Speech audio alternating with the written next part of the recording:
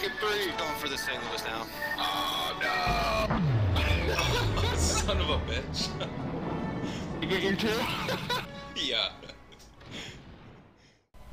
Welcome back to the channel, everyone. Thotgor here, of course, and today we are going to take a look at a battle in the Kirov. Yes, I believe that this is our first battle in the Kirov. I don't have the maiden voyage. I had it, and I think I deleted it without realizing what it was. But anyway, so this is not the maiden voyage, and at this point in time in the Kirov, it is fully upgraded. I've got all the modules on her as well, or not the modules, sorry, all of the upgrades on her. I'm not buying any modules because I'm not going to keep the Kirov. So we'll talk about the Kirov. I mean, this is the first Russian cruiser that I can actually feel and see, what the game is trying to do with these Russian cruisers, how they're trying to set them apart, right? And the biggest difference here, or the biggest thing the Russian cruiser, at Tier 5 anyway, has going for her, is her guns. Her guns are fairly decent. Now, the biggest drawback to the guns is actually the rate of fire. Because of the rate of fire, you're obviously not able to get as many rounds downrange. As a result, you're not going to be doing as much damage. Now, you also need to really keep in mind with the Kirov here that she has very, very little armor. Almost no armor at all. Now, at Tier 5, that's pretty common with the other cruisers as well, right? If you look at a Thotgor, if you look at an Omaha, fairly same thing here. So we're just taking a look at the Kirov here as well. Now, one thing that I found strange was right there, we saw it briefly, the guns, right? The triple gun barrels there, they are all very close together, right? And I found that a little strange, and I did a little research here on the Kirov, there we go. Anyway, found out that the guns themselves were placed so close together. This was to limit or to make them use as little space as possible. Originally, each barrel was supposed to fire 6 rounds per minute. However, because the guns were placed so closely together, that whenever the rounds per minute that they would get was only 2 rounds per minute versus the 6 that they were supposed to actually get. And again, because the guns were so close to each other. Now, once again, because the guns were so close to each other, every time, because keep in mind, in this game, right, each barrel, or each turret fires all the barrels simultaneously, right? Like if I fired turret number 1, all 3 barrels are going to fire. Historically, and in real life, what happens with these barrels, right, is the barrels usually fire independently of one another, or rather they have the option of firing independently of one another. Now, in the Kirov's case, when this was happening, when they would fire barrels independently of one another, what would end up happening is that, because again the guns are mounted so close together, one barrel would fire and then throw off the aim of the other 2 barrels, and then they'd have to readjust, fire the second barrel, throw off the aim of barrels 1 and 3, readjust, fire barrel 3, and so because of this, it also attributed to a really low rate of fire. It just wasn't as good as the Russians thought originally. Now, the design of the Kirov, again, because we're looking at an early early to mid 30s ship, right? This ship was designed again with the help of Italian ship designers, right? So I believe the Italian, I forget the company, but the Italians helped out the Russians. They designed the ship. They ordered a number of them. And I believe 2 of the ships were completed of the run. And then what happened was the Russians, under license, started to make their own ships, basically based on the Italian designs. But more importantly, what the Russians did as well was they managed to make the what's it called? We'll call it the drive shaft. I know that's probably not right. But the gears and the machinery of the Kirov, so consisting with propulsion, the boilers, and all of that lovely stuff, the Russians managed to make that a lot more efficient, and gave the Russian ships, the Kirov class ships, which were fully built in Russia, not like these earlier ones, gave them a much bigger advantage in speed. They were actually able to do be a little more faster than their predecessors, and consume less fuel, which obviously gave them a greater range, which the Russians thought were pretty great. Of course, until World War II started, when the old Operation Barbarossa kicked in. Obviously, then the Russians didn't really have need for range on their ships anymore, because they were basically going from port to port, ports that weren't blockaded or mined by the Germans, and just providing fire support inland, right, for the defending Russian troops. And then once the tide of war changed, right, and the Russians were on the offensive, then providing land support, heavy support to the land for the advancing Russian troops and the retreating German troops. A little history there on the Kirov. Now, obviously, all of the ships of the class, they did actually end up surviving to the end of World War II. Most of them actually served into the 50s. The Soviet Navy decided that they were going to need some cruisers to provide some sort of training platform for their up-and-coming sailors and officers, right? And especially in the 50s, you've got a lot of new technology coming online in terms of missiles, radar, communication technology, all that lovely stuff. So they were refitting the Kirov class to be a training missile cruiser, and then train up their recruits and whatnot. However, the Soviets looked at it and decided, yeah, we're not going to proceed with that full modernization of the cruiser to provide that training platform. It just wasn't as efficient as, say, for example, just building a new ship. So that's what they went ahead and did. And then the Kirovs ended their days of service as target practice ships, or were just simply broken down for scrap. What I found something that was pretty hilarious throughout the readings I was doing was that a lot of the Kirov classes had either their bow or their sterns blown off.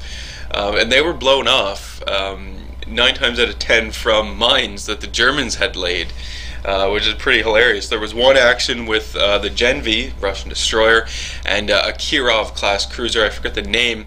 But anyway, they ran into some German magnetic mines. The Genvi and the Kirov class cruiser both had their bows blown off. The Genvi, I believe the Genvi sank, and the Kirov class cruiser was able to actually make it back to port. In another action, one of the Kirov class cruiser's stern was blown off by a torpedo hit. It was the Germans and Italians attacking the ships, and because the stern was blown off, the Russians didn't really know what to do. So what they did was they just took the stern from another Kirov class cruiser that was still in construction and placed it on the mated it with the ship that needed it. So it was interesting to read. Anyway, so getting into the battle, we're on two brothers here, and I've already gotten a kill. I managed the first blood there. I just basically got the last shots in on the enemy, and you can see that the enemy team is really heavy on the west, and they do have some ships pushing up there into our base in the north. So, all right, we definitely need to circle around and grab this C point here. This is going to be pretty critical for us, at least to maintain cap parity, because right now we don't have it. Right, the enemy's contesting B, so we're not actually gaining any points there. We do see Pensacola off in the distance. Now, I had been duking it out with this Pensacola for a little while, and you'll notice as well that I'm firing high explosive. I don't know if that's the right thing I should be doing. 180 millimeter is the caliber of the guns, I believe, somewhere around there, and good guns. I just don't know if I should be firing high or armor piercing, especially Pensacola gives me a broadside. It probably goes without saying I should probably be firing high or armor piercing, but whatever. I was keeping the high explosive going most of this battle. So we're actually now into the C cap point, and I'm starting to cap it. So this is great. You can see up there in the north, my allies did manage to take out the enemy ships that were contesting B. So we now have control of B, so that's fantastic. So if we can actually take C, it'll give us a lead in caps. Now, I did mention briefly the poor armor on the Kirov, right? And this is something that you always need to keep in mind when you're, captaining this ship. You never want to take a broadside from anything. Never. Just nothing. They will get citadels on you, and they will do a whole bunch of damage to you. So you really want to try and mitigate any sort of broadsides that you do end up taking. in any way you possibly can, because the ship just isn't meant to take that sort of punishment. What the Kirov does have going for her, though, obviously, is the range. The range of the Kirov is pretty decent at the tier 5 level. Now, when you first get your Kirov and you have the base hull, you will also get a scout plane, and the scout plane obviously is going to increase your range even further, which is fairly nice. Now, I don't like the scout planes. I don't like the views that the scout planes give me. I don't like anything about, well, there are a few things about the scout planes I like, but I just don't like using the scout planes. I'm a cruiser captain. I do have battleships, but I never really put a whole lot of time into battleships to try and figure that damn scout plane view thing out, so I'm just not going to concern myself with it. But then, or rather when I was on the first hull, but then when you upgrade to the second hull, it appears as though that scout plane is gone. So then you're using your stock range that you have with the guns. So there's that. There's that as well. Now, my team does have 3 points, but we're only holding 2 of them, right? The enemies are up there again at B, and they are starting to cap this B point. Now, you can see where I am. I'm pretty much in a dangerous spot, right? I've got this Congo in front of me. I've got 2 other battleships in front of me as well. So I'm trying to weave in and out of these islands, right, to get some shots off, hopefully set the enemies on fire, and then turn and just get out of this whole situation, because the distances are closing fairly quickly, and I really, again, just can't take hits in this ship. These are Congos, and they will just wreck me. The saving grace, when you're coming up against a Congo, is the dispersion on the Congo, and the accuracy is probably not going to be too accurate, so you might be safe enough, or you might live a little longer than you thought maybe that you would have. You can see though that those shots from the Congo did come in and did actually hit me, and now I'm almost dead. Just the wind needs to blow and I'm gonna die here, so I'm retreating, gonna start opening up the distance. We take some more hits from another enemy Congo, but I'm gonna try and get some distance opened up between myself and these battleships, so hopefully it'll give me a little more time to be able to avoid incoming shots and keep me alive for a little longer, right? Whole time as well, just continuing to fire in on the Congos, again, trying to get them on fire, make them use repair abilities, just get some damage over time done to these guys, help out my team, because you do see, I do have allies with me here as well, right? Basically at the beginning of the battle, the ships who decided to go towards the east with myself, we basically all survived. We do have, and we pushed right down here to the south. The allies who went to the west, no, they're dead. They're not doing so well.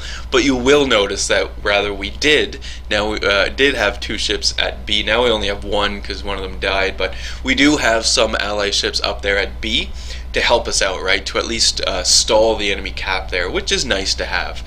So you can see I am using the range of my Kirov here just to rain down some shells into the enemy ships off in the distance, and it appears as though right now the enemy ships aren't too concerned with me because they have some bigger problems to worry about, right? The New Mexico and the Colorado that I have off on my port side, those are going to be some pretty big threats for the Congos.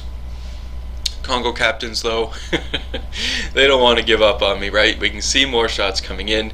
I'm getting really lucky here being able to avoid those shots.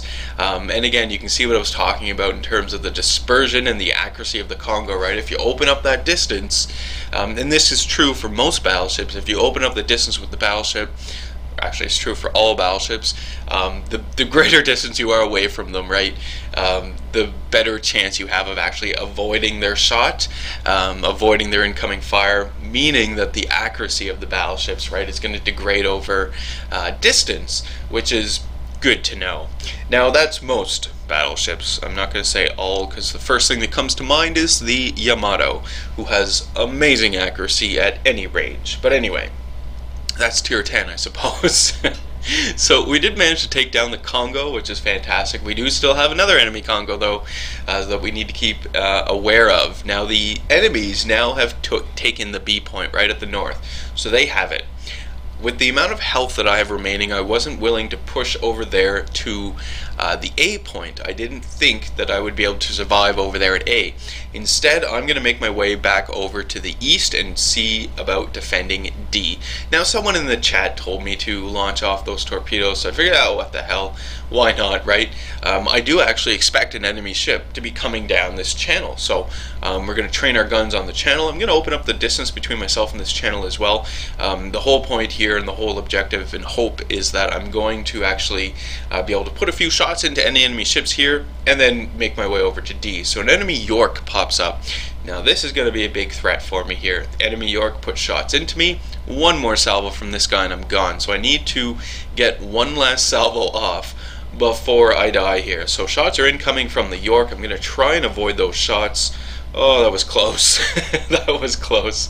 So now we just need to stay alive as long as possible.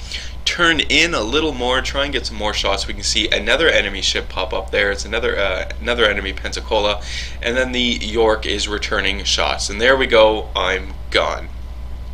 Doesn't really matter though. Doesn't really matter at this point in time.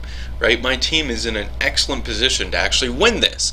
So you can see that one of my allies did take out the York. So the York is gone. We know there's Pensacola in the channel.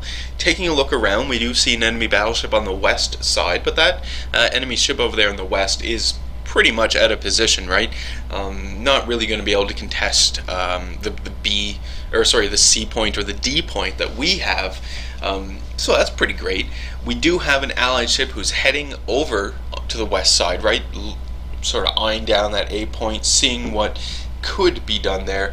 And while all of this is going on, obviously we continue to gain points, right? We do have cap parity, but because we just killed bigger ships than they killed, right? Because we each have 3 ships remaining, we have the slight advantage in points, and not to mention, we did have the 3 caps there for a little while, so that helps open up the lead there in points that we've got as well.